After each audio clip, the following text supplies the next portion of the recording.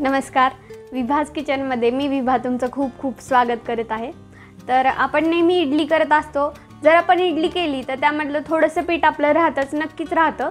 तर त्या राहिलेल्या इडलीच्या पिठापासून आपण आज एक छान मस्त पदार्थ करणार आहोत। खूप छान लागतो, स्वादिष्ट आहे आणि पौष्टिक आहे। त्यासाठी काय काय साहित्य लागतं हे अगोदर आपण बघूयात। तर त्यासाठी मी इथे इडलीचं पीठ घेतलेलं आहे, 1 वाटी घेतलेलं राहिलं होतं माझं, ते घेतलेलं आहे। त्यानंतर बारीक किसून मी कोबी घेतलेला आहे, बारीक चिरून हिरवी मिरची आहे, बारीक चिरून कोथिंबीर घेतलेली आहे। त्यानंतर किसून मी गाजर घेतलेला आहे। त्यानंतर कढीपत्ता आहे, त्यानंतर तेल, मीठ आहे, तीळ आहे आणि जिरे आणि मोहरी।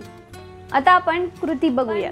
त्या अगोदर तुम्ही माझ्या चॅनलमध्ये नवीन आला असाल आणि माझ्या चॅनलला अजूनही सबस्क्राइब केले नसेल तर सबस्क्राइबचं बटन दाबा आणि नोटिफिकेशनसाठी बेल आयकॉन दाबायलाही विसरू नका। तर सगळ्यात अगोदर एका बाउलमध्ये आपण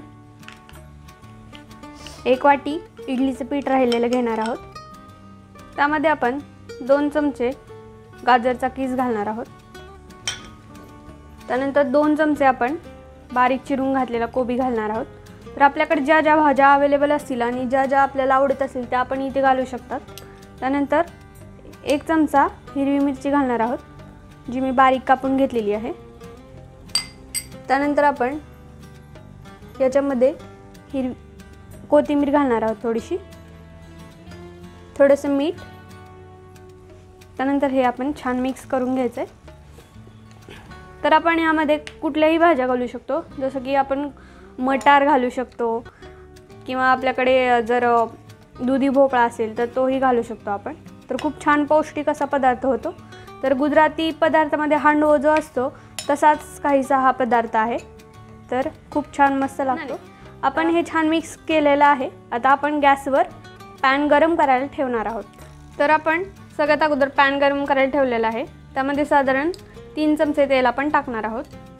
तर आपल्याला जेवढा आकार पाहिजे तेवढा आपण करू शकता। याच्याहून छोटी कढाई घेतली तर छोटा हांडो होतो, मोठी घेतली तर मोठा। तर साधारण या आकाराचा हांडो मी इथे करणार आहे। जर आपल्याला इन्स्टंट हांडो करायचा असेल तर आपण जर मिक्सरमधून काढलं असेल इडलीचे पीठ तर त्यामध्ये आपण इनो घालूनही इन्स्टंट करू शकतो। हे रात्रभर फर्मेंट झालेलं आहे पीठ, त्यामुळे इथे इनो घालायची गरज नाही आपल्याला। तर हे गरम झालेलं आहे। यामध्ये आपण जिरे आणि मोहरी टाकणार आहोत। त्यानंतर आपण तीळ घालणार आहोत, साधारण 1 चमचा तीळ आपण घातलेला आहे। त्यानंतर कढीपत्ता।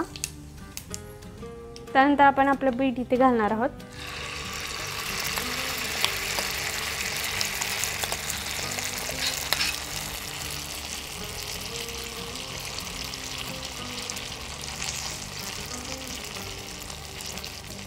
अशा प्रकारे आपण सगळं पीठ घालायचं आहे। तुम्ही इथे बघू शकता 1 बाउल पिठाचा एवढासा हांडो तयार होतो। तर हे आता आपण 10 मिनिट झाकून ठेवायचं आहे,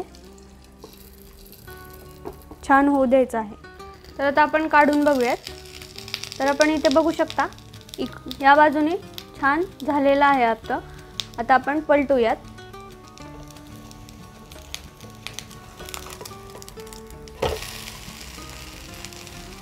तर आपण बघू शकता किती मस्त दिसत आहे,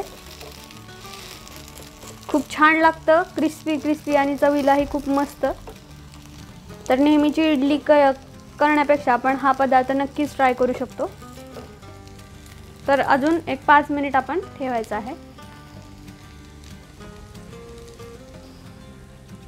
तर आता आपलं या बाजूनेही मस्त झालेलं आहे।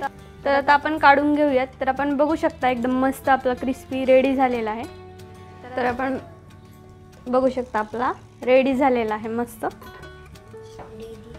तर आपण हे सॉस बरोबर खाऊ शकतो किंवा खोबऱ्याच्या चटणी बरोबर खाऊ शकतो किंवा पुदिन्याच्या चटणी बरोबरही आपण हे खाऊ शकतो, मस्त लागतो। तर आता आपण कापून घेऊयात।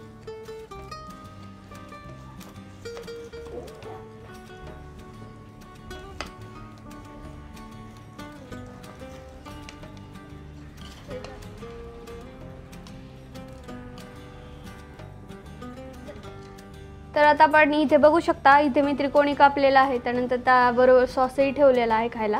तर खूप मस्त लागतं आणि पौष्टिकही लागतं. तर तुम्ही नक्की ट्राय करा आणि तुमचं कसं झालं होतं हे मला नक्की कळवा. तर आपला इडलीच्या उरलेल्या पिठापासून एक मस्त पदार्थ रेडी झालेला आहे. तुम्हाला जर ही रेसिपी आवडली तर रेसिपीला लाईक करा आणि कमेंट्समध्ये कळवा की तुम्हाला रेसिपी कशी वाटली. तसेच तुम्ही आमच्या इंस्टाग्राम आणि फेसबुकच्या पेजला नक्की भेट द्या आणि नक्की फॉलो करा. तर विभाज किचनमध्ये आजच्या पुरते इथेच थांबूयात. पुन्हा नवीन भागामध्ये आपण नक्की भेटूयात.